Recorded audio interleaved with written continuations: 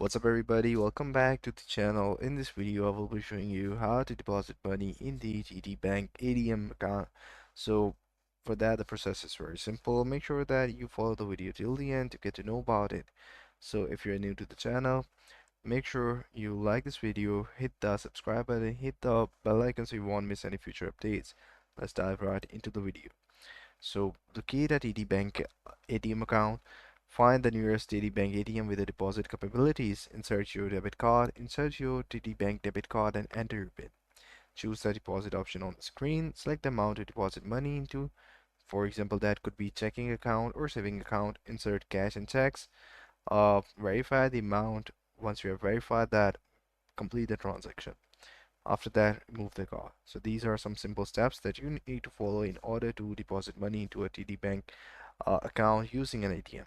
So that's how you can do it. I hope you find this video helpful. Thank you. Take care. Bye bye.